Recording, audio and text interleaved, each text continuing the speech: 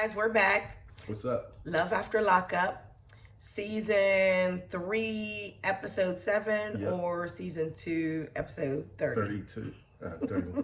30. 30. All right. So the episode starts off with Leandre and...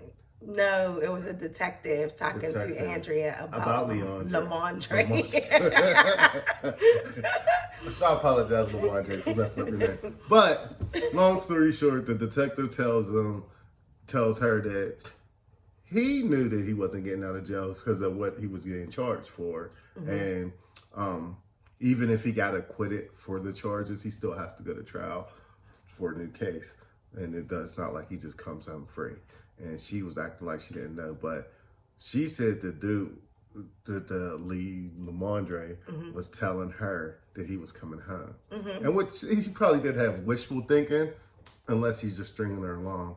But I was going to say, that's messed up to string somebody along like that. And given, like, to me, she's, based on how she was talking, like, you know how she was just willingly saying, oh, he pays all my bills from jail and this and that. I was like, there's no way that she's saying this on TV and he's about to get out of jail.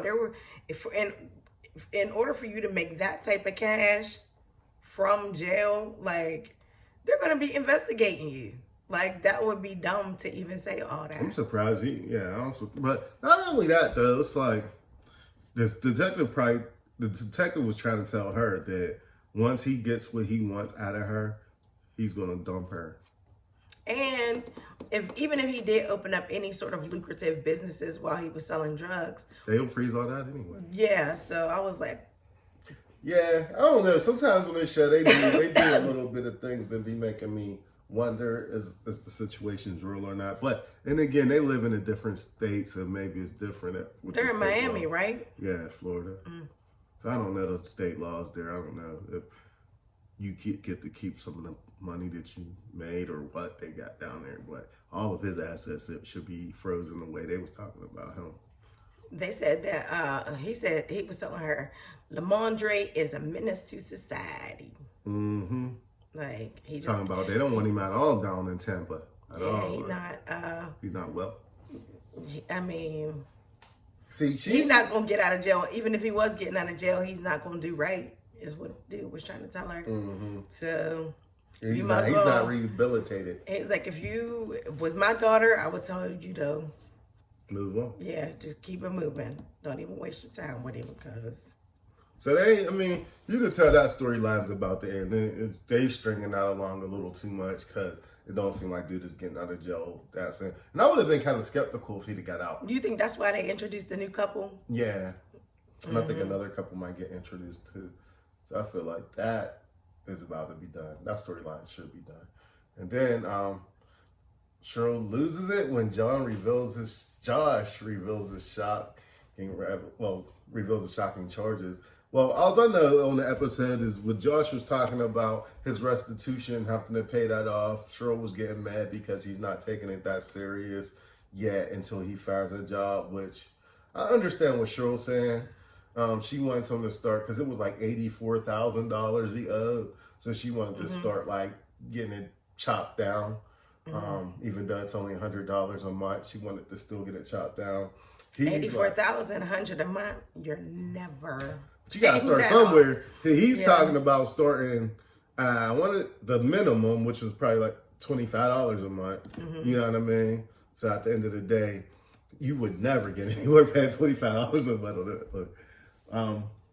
But that's an amount just to keep you out of jail. Yeah, but he has to make payments in order to get his license, and he says he needs his license in order to get a good job, but he doesn't want Cheryl to help him pay the restitution.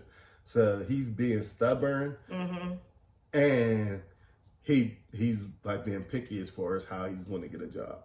So Cheryl wants him to start working and everything, but she also wants to beat her in his corner, which she gets frustrated when he doesn't understand that.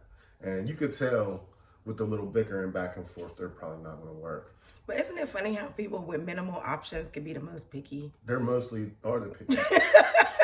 It's sad, but it's normally like that. People who are broke got the most opinions and not. They think they got the most options, but really, And then they're gonna tell you what they ain't gonna do. Mm-hmm.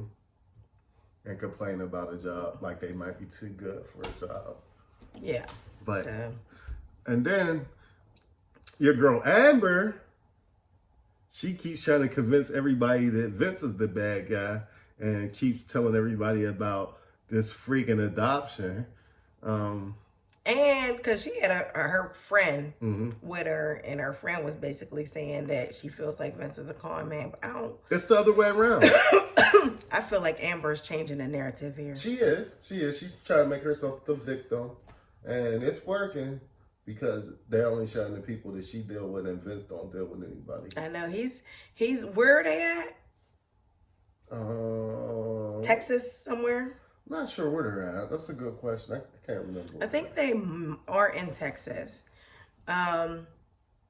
But yeah, because he's down there to see her, and his mom, Sandy, wanted to come down too. He's like, Mom, I don't think that's a good idea, but maybe he should have had her come. She could have been his backup.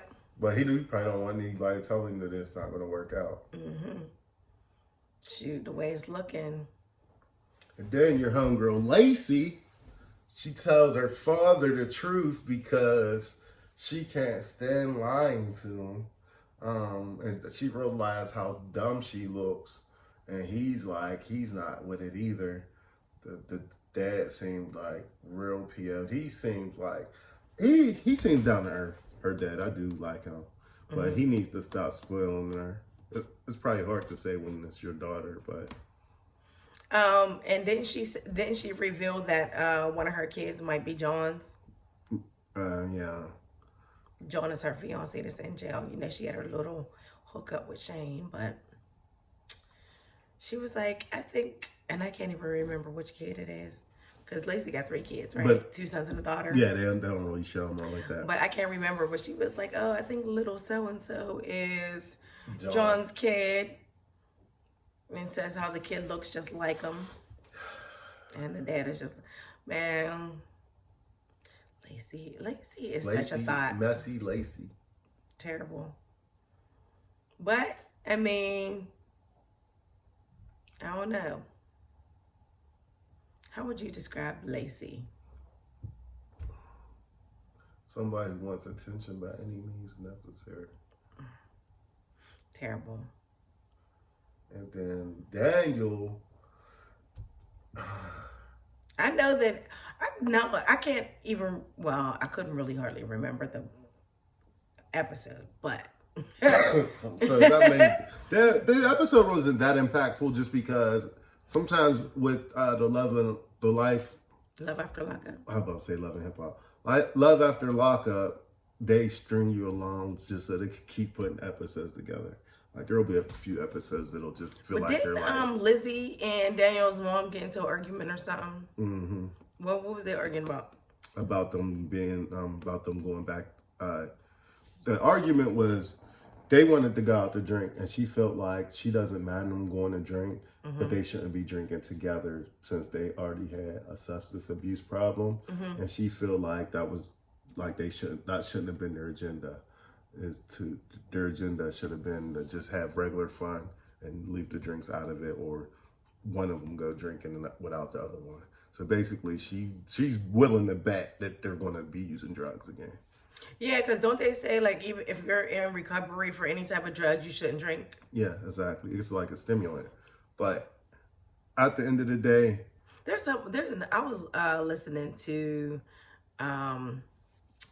what's his name? Malcolm Gladwell talking about, he was talking about his new book, Talking to Strangers, I think is what it was called. Yeah. He was talking about how drinking makes everything worse because when you drink, like studies show that you're not thinking about any sort of repercussions after this. You're only thinking about the moment that you're in right now. You're not thinking about anything. So, I mean, that would make sense if you drink and you like, man, I should just smoke some crack. So I want to say this book that he is doing right now, I'm sorry, I apologize. This isn't a Malcolm Gladwell review, but I want to say that he said the book he's doing right now, it's like a whole bunch of like random like people he surveyed about the topics or whatever, and that's how he came up with his conclusion. I know that it was different cases. Like he said the main case that he looked at was Sandra Bland, Okay. but then there's also other cases and stuff that he looked at, and so it's different types of situations, scenarios that he breaks down and talks about how the reason why there was a breakdown in the communication. I can go on and on about this, but I won't because this is about love after lockup. But long story short, Daniel's mom credits his girlfriend for getting him abused on drugs, and Daniel tries to tell her that it wasn't her fault. It was basically both of their decision. And the last thing I seen is both of them getting in the car together, and they was going to go have a drink. So we'll see. I know I was on Twitter on Friday night when the episode was on, and I basically put it out there like I feel like these two are going to use again. I do. They don't have any. The messed up thing about it is the mom.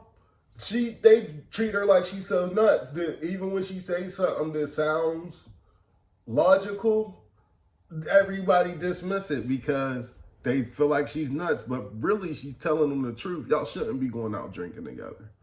And then and once having they fun. get caught up, who they gonna be looking at for help? The mom. But we'll see what happens. I'm pretty sure a lot of episodes left. Yeah. All right. Anything else? I don't have anything else. All right, we'll be back next week with another one. Alrighty. Bye. Peace out.